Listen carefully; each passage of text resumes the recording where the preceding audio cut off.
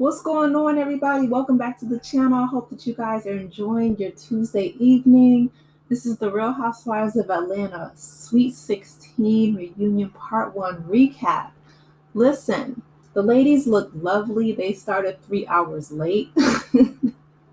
Okay, everybody was knocking on Brett Edie's door trying to find out what was going on. So, Phaedra goes into Portia's room. She wakes her up. And, Cynthia goes in there, everyone's just kind of congregating before they begin production and taping.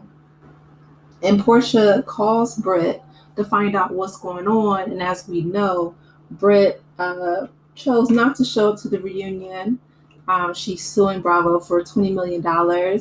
She did put out a statement, and her dress, I will say that while I did not necessarily like how Britt, whether it was an edit or whatever, her dress was amazing. Like, it was gorgeous. And it's unfortunate that she didn't come to the reunion, but she's over there standing on $20 million big business. So we'll see if that lawsuit comes through.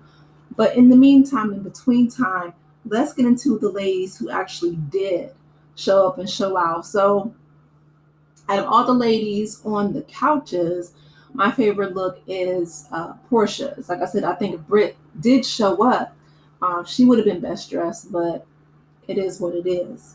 So they open up with, talking about Cynthia's boo thing, because she was letting them know that his name is not Amsterdam. That's where he's from, of course. But his name is LaPrince, so he's a DJ. He's a little bit younger. He's 39, which isn't too much younger, but, Andy turns to Phaedra, and she's, also dating a younger man. We met him on Married to Medicine when she was on there for a bit. Tall, dark, and handsome, okay? He's 32.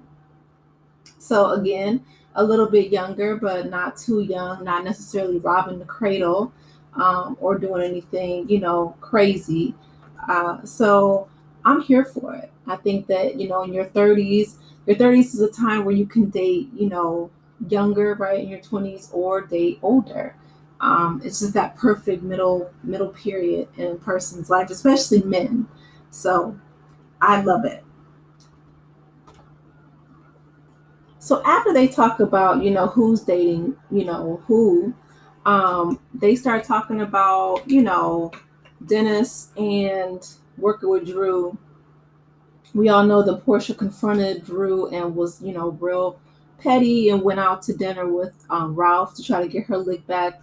But here's the gag. The gag is, right, that she's actually working with Dennis. Like, they have a body of work. They have a record. They have music. And, they weren't really necessarily talking about Portia. They were talking about getting their work done in a studio. And so that's just, Portia's own, I don't know if that's necessarily her insecurity, her karma, after what she did with Fallon or whatever the case may be. But that's what she was thinking in her mind was going on with Dennis and Drew. So Andy turns to her and says, it's good that she has the house. And she starts crying. And, she said that when she agreed to marry Simon, that they did a prenup. So she got the house, in the prenup. So I do feel like she learned at least a little bit, right, from her first marriage to Cordell. She did not want to be put out on the street once again by, a husband that she was divorcing. So she says that the house is the only thing that she really got in the divorce that is important to her. So she said it's like a phantom divorce. She said it didn't really end well because, as we know, Simon was in ICE. He's not on ICE anymore. He's free and terrorizing the social media streets once again. But, he's out here doing his thing. So that's good. So they asked Phaedra to chime in, because she's a lawyer in regards to the divorce and him being detained. She said, it's an immigration issue. Listen, I'm glad, some people, of course, thought that Portia called ICE on Simon. Whether she did or she didn't, I don't know how they're going to enforce that $40,000 payment. because he's no longer here in the US. He's not a US citizen, and so it's not under their legal jurisdiction. So I don't know how Portia's going to get that money, to be honest. Like, it may be her house right now. She's going to have to sell a lot of bed sheets and, hair extensions to pay for that house. So I don't know. We will see. But Andy asked, Shamia if him and Gerald were, Simon and Gerald were buddies. And she said they were, they went out on double dates. You can just like feel the tension between Shamia and Portia during, the reunion. Um, and so, Portia brings up the fact that Gerald and Shamia mentioned that Simon's money may be a little funny, which, to be honest, I don't know if Portia just didn't believe them. I'm surprised that she stayed with Simon after finding that out myself. But, Andy asks her to summarize the reason for the breakup, and she just said that there was a lot of untruths in the marriage. And here's the thing, how you get them is how you keep them, right? Like, that whole marriage with Portia and Simon was built on, shaky ground. It was not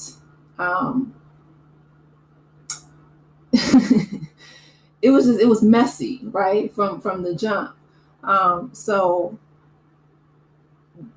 in my opinion, I feel like you could see it a mile away, but Portia didn't. She kind of threw caution to the wind. They go back to Kelly asking, why is she still that lady's husband? And while it was a messy question, it was a valid question. You know what I mean? And so Portia says that, she really loved him. And, Kelly said that it seemed like it was real. She said no. So, I mean, I don't know if Portia married Simon for his money or not, but I do feel like, she walked in to Fallon's house during that season, saw what Fallon had, and thought that if she stole Simon, she was going to get the same. Um, and unfortunately, it just didn't pan out, I'm sure, the way that she pictured it. So Kelly lets her know, you can't compare my situation to yours, because I was married for 11 years and you were married for 11 months. So one thing I can say about this reunion is they have some great one-liners, okay? Because that one-liner that Drew says later on in the episode, that's hilarious. So shout out to Kelly and, getting her one-liner in about the 11 months versus the 11 years. And just to be quite honest, I wouldn't want to have to deal with either one of their ex-husbands, Simon or Mark. Both seem like they would be a headache and a half, but that's neither here nor there. They're all single as of right now, so that speaks for itself.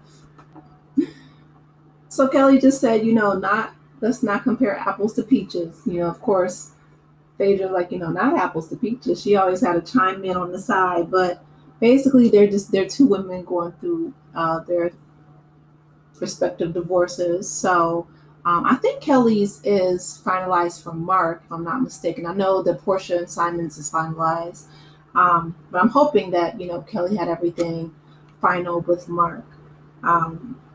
Yeah, actually, she said, it cost her $200,000, which is ridiculous, in my opinion. But listen, that was $200,000 of peace of mind. And if that's what it costs, then that's money well spent. So then Portia and Angela go, kind of go head to head with talking about Charles, because as we know, what Portia said about, wanting to screw Charles. Portia's just, she was a mess this season. I don't know if it was because she was going through her divorce with Simon or what, but between running out of every conversation that she had, talking about, she wanted to screw Angela's husband, and just, I was like, girl, she was doing the most for me. Getting into it with Shamia, it was a mess. Because Andy asked, did Shamia introduce her to Simon? And, she says no. I believe, like I saw on, and it might have been an edit, right? But I believe that she walked into Fallon's house, saw her husband, and saw that house, and saw that money, and she didn't have to be introduced through Shamia. I feel like she saw what she thought that she wanted, and she went after it. Whether Simon and Fallon were married or not, it didn't matter to Portia at that time. So Andy asks if she crept into his DMs, and she's like, no, absolutely not. Like I said, I don't think that she needed an introduction at all. Just like she was kind of threatening Angela, like Portia is just, she doesn't care if somebody's married, if they're, it doesn't matter. Like Portia is all about Portia, in my opinion. Because when, Andy asks about Dennis and Portia's YouTube channel, and he asks if there's going to be a sibling. She doesn't answer the question, head on. She says that, Dennis is a jewel, and, she enjoys working beside him. But yeah, who knows? I think that she still loves Dennis, but again, only time will tell. Um, she tells she tells Kelly that she should have had a better prenup in regards to her house, because she said, Kelly said that she was living in that man's house. And Portia said, whose house? It's hers now, but like I said, that maintenance, that upkeep, that mortgage, I don't know how she's going to get that money to pay for it. So it may not be hers for much longer, but we only time will tell. Um, so then, Portia and Drew. I feel like Portia was just, pretty much getting into it with everybody. Um, she's talking about how, and Andy asks about her being a flop, and Portia says that she should be worried about Ralph and who he's flipping and flopping with in that basement. And so Drew says, well, Simon says you have no storyline.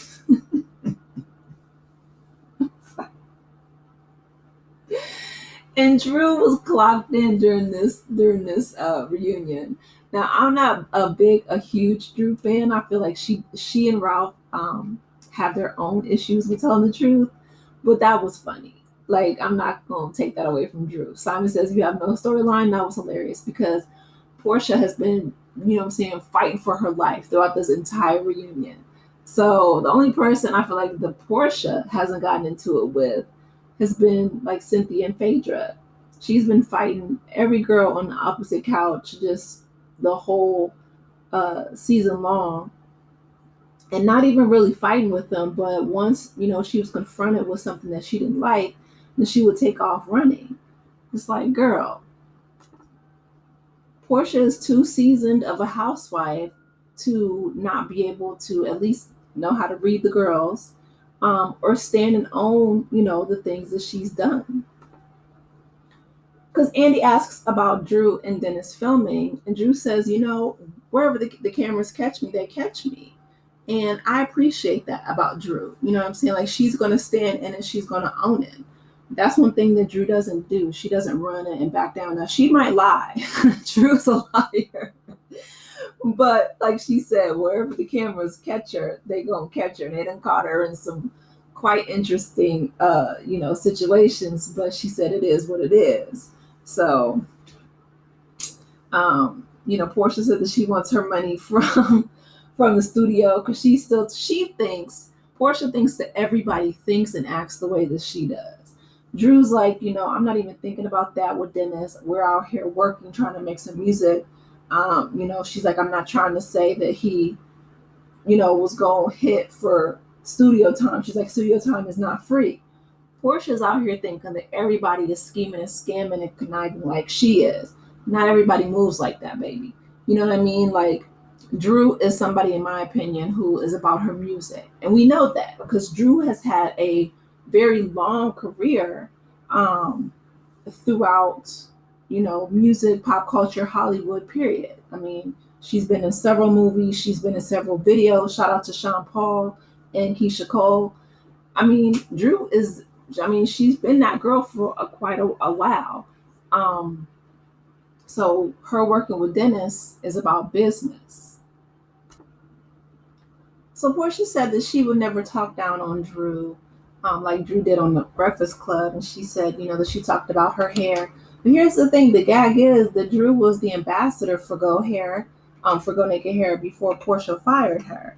So I feel like Portia's still in love with Dennis, whether she wants to admit it to herself or not, and that's why I feel like she's been coming for Drew this entire season, because Drew is working with Dennis. She gets up and she hugs her. Do I feel like that hug was real? Probably not. But Drew, stood up and hugged her.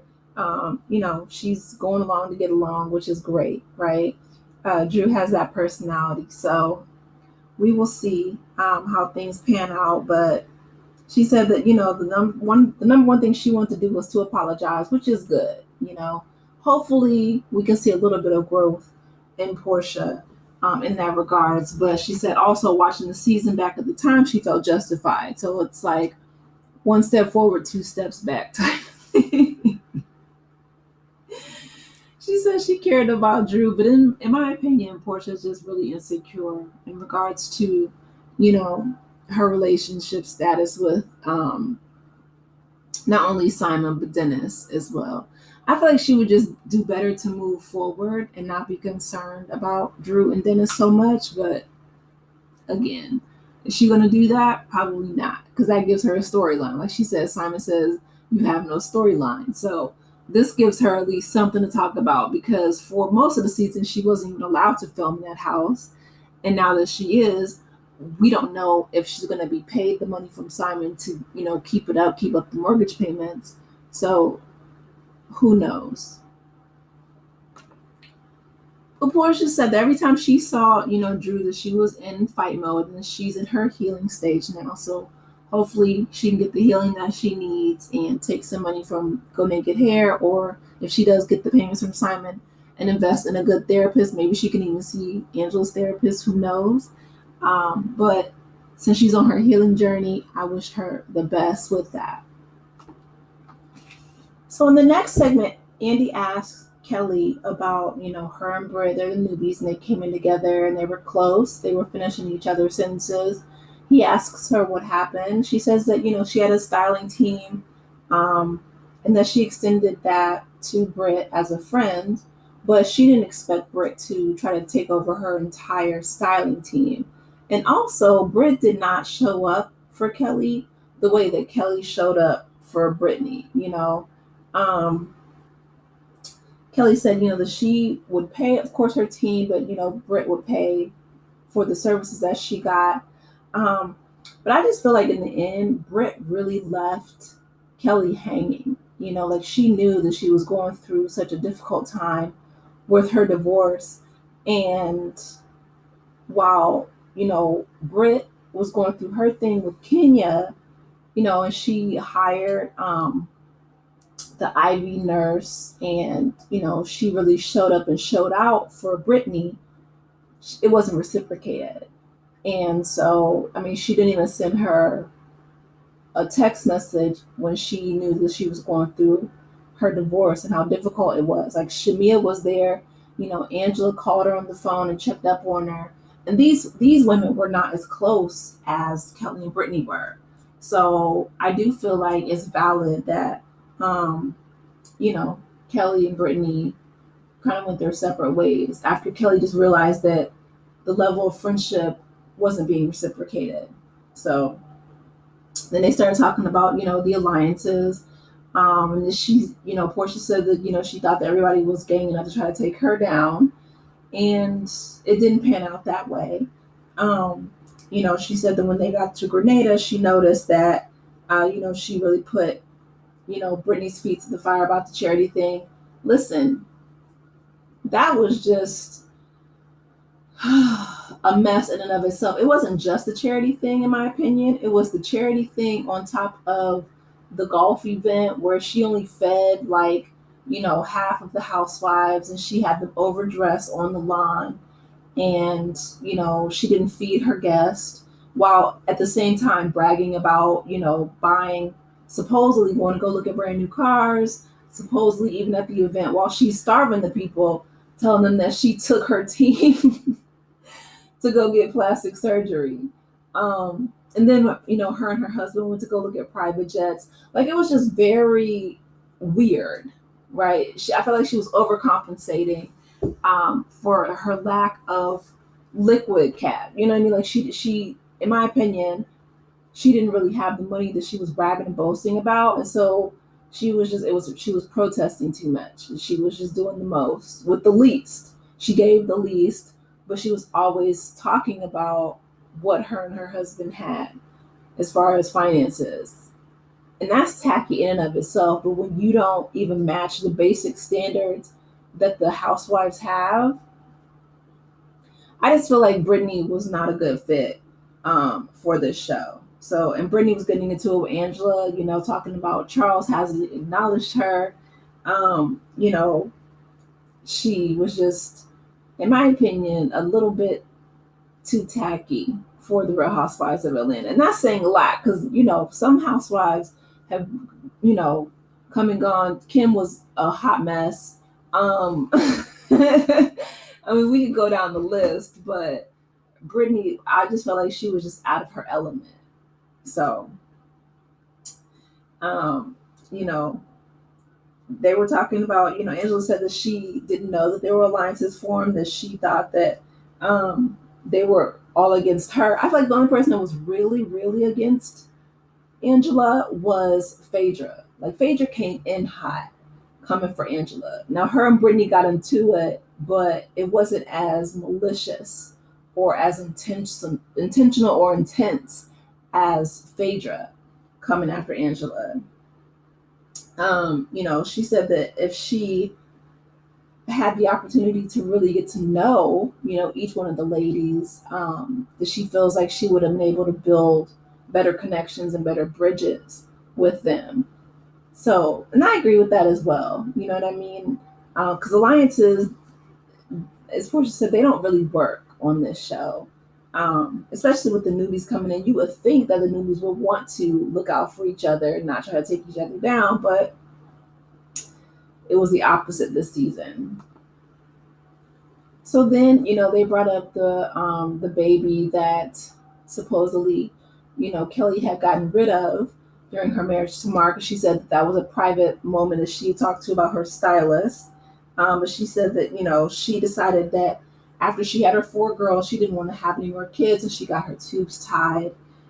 So she said she wouldn't be able to even have a baby if she wanted to. Because when they fell out at Phaedra's event, that was a mess. She was talking about Britt being a pill popper, and then Brittany was yelling out how Kelly got rid of the babies during her marriage to Mark. I'm just like, it was a mess. It was a mess. Okay, so Kelly talks about how she is officially free from Mark. So that answered my earlier question that they are divorced officially. It cost her $200,000, but like I said, that's a price. Even though it's a hefty price tag, it's well paid in order to have peace of mind, because that man was a piece of work. The fact that he had the audacity to threaten her in front of the judge, that was scary. That's somebody, and he refuses to even pay child support. He'd rather be right away in jail. I'm like, girl, he must have been Dr. Jekyll and Mr. Hyde for real, because I'm like, how would you even get married to somebody like that? He must have really been, put on his best representative. But she, addresses her restraining order. She's like, you can't lie about a restraining order. You have to have cause to get one. And, Phaedra backs her up, she's an attorney. And that's true. You can't just go in there and make stuff up. You actually have to, have a reason for a judge to grant you a restraining order. And in my opinion, Mark, that's like crazy, crazy behavior. So Andy's messy butt brings up the second, he said that we're waiting for the second opening of the Nana's Chicken and Waffles location. And she says, well, she has some things to get, situated. He brings up the $100,000, lawsuit. And she says, well, he asked her what was holding up the paying the funds. She said, I just had $200,000 in attorney's fees. I'm like, I know that's right, Kelly. So he brings up, or he says Lisa from Boston, but it was him being messy, talking about her dog expenses, and the kids and et cetera, et cetera. And he's like, are these all necessary expenses? Paying the dog, paying? And she's like, yeah. She said that her dog has gotten stolen repeatedly, and that her dog lives, the most fabulous life in the world. That the dog has a massage parlor now. I will say she could give the dog a massage herself, but I get her point. If she wants to identify the dog because the dog is repeatedly getting stolen, then I understand that. So I don't know how Sheree caught us straight when they asked her when she was going to open it up. She said, jogger. She said, spring, summer, possibly September. Shout out to Sheree Whitfield because, oh my goodness, that timeline. I'm telling you, that's one of the reasons why I love the Housewives because they have some classic one-liners. So Andy asks if he thinks that they'll ever be friends again, and she says that she doesn't. Kelly's like, no. She said that being there for Brittany after the Kenya situation, in order to, just show her friendship, and it wasn't, being equally reciprocated. In my opinion, that's enough reason to cut a friendship off, right? If you continuously pour your time and energy into somebody and you're not getting anything back, then it's warranted to protect your peace and move forward. So in the last segment, they're talking about Angela Oakley and how she is, the MVP this season. I do feel like out of all the newbies that Angela was the fan favorite, Charles, I'll say this. I feel like his personality is something that it comes across a bit dry. I feel like he is not someone who is overly affectionate, unfortunately. But if it works for Angela, right? If it works for Angela, she knows her husband, then, if she likes it, I love it. I don't like the way that he talked to her on camera this season, but he did sit behind her. He was, like he said, in the trailer, he was the only one who was there. And, he did show up to watch What Happens Live when he was saying, how sexy she was and she's smart and she's this and she's that. So I feel like maybe he just needs a little bit more media training or maybe a couple more therapy sessions. I don't know. But like I said, his personality is not, in my opinion, it's not my cup of tea. Like I said, if Angela loves it, then that's what's important. So Angela asks about the guy that she thought, she was certain that Phaedra has sent. We talked about Marcus. Now that has been a whole lot of back and forth online in regards to this man, being hired by Phaedra, but then people were saying that it was Angela who actually, blackmailed him, and it was just a whole lot of just going back and forth, back and forth. The whole situation, in my opinion, was just so messy. Angela has a folder, and Kelly said, "You done brought up the whole file cabinet." It reminds me of Monique with her binder because I love a good binder, honey. Okay, but they said that Kimberly was friends with her brother, and we found out that again, going back to Phaedra and her, high school with Athens, it reminds me of Nene back when she was asking her questions about, Phaedra being in Athens and, that they know each other, they grow up together. And Phaedra, again, being, I don't know if she's putting on her attorney hat or what, but Phaedra does, she's just deny. Okay. She says that, she doesn't know this man. She doesn't know.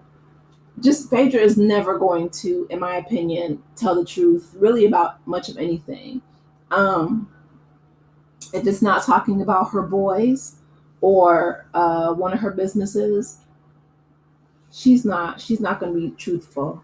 When she asked her, she said that Angela thought that Phaedra was coming for her to secure her spot. And Phaedra says, secure my spot. She's like, no, I have a guaranteed contract. Which, okay, Andy, I don't know how Phaedra has become this Bravo darling. Same with, Portia fighting everybody, right? And Phaedra's lied every time. Like, I don't know. But again, they like it. I love it. Um, but that was the end of the episode, pretty much, where they got into it. So they said that, next season or next part two, Dennis is going to show up. And they said that, um, the Drew has some information. Um, Portia screaming about why, she asked Shamia why she's fighting with her. Shamia says that she's lying. So we'll see all of that good stuff next week.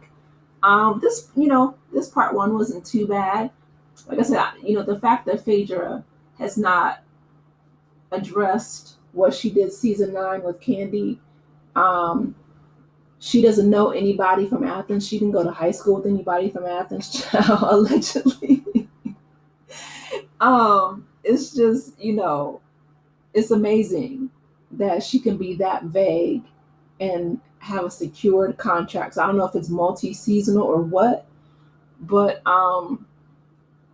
yeah, that's quite interesting in regards to Bravo and their business ethics and their business, practices. And I'm not saying that, the Housewives is something that is the most ethical, or even Bravo, network, NBC Universal, etc., that they have this high moral standard. But you would think that you can't accuse somebody of, a felony, or with Portia beating down half the cast. Shout out to, Kenya, we miss her. And I'm like, yeah, they fired Kenya for less, in my opinion. Like, Kenya should definitely be on that stage, especially since Britt Edie is not. They went through all of that, and Britt didn't even show up to the reunion. But anyway, and sued them for $20 million. I bet you they wish they kept Kenya now. Anyway, y'all, let me know your thoughts in the comment section. Please be sure to like the video, subscribe to the channel, and I will talk with you in the next one. Take care, Aces. Bye.